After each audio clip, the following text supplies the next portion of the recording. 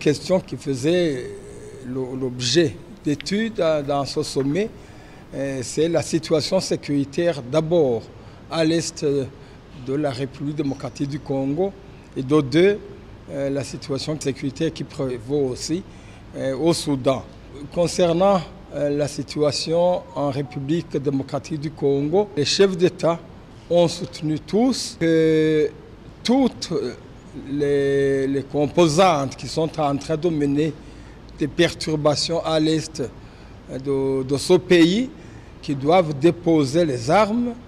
les uns qui doivent rentrer d'où ils sont partis, et les autres, s'il y a des Congolais, le Congo va s'organiser pour les prendre en charge, mais de toute façon, les grandes conclusions,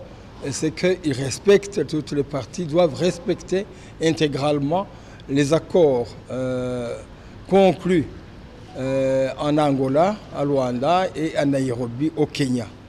Et donc, nous espérons que cette voix de ces pays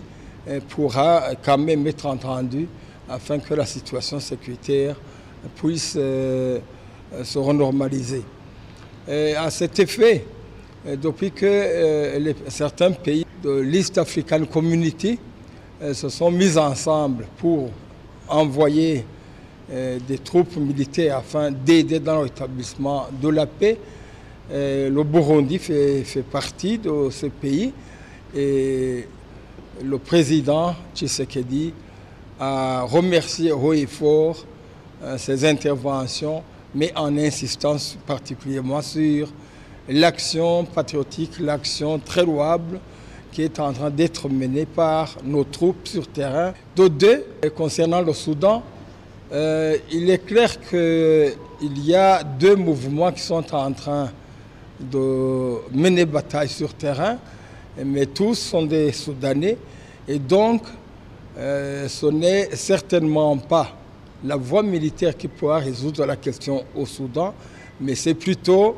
la voie politique. Il faut que les armes cessent, se taisent, et que par conséquent, toutes les composantes de la nation soudanaise se mettent ensemble pour étudier comment s'organiser et viser plutôt pour que plus tard, dans un délai raisonnable, que le peuple lui-même puisse choisir ses propres dirigeants.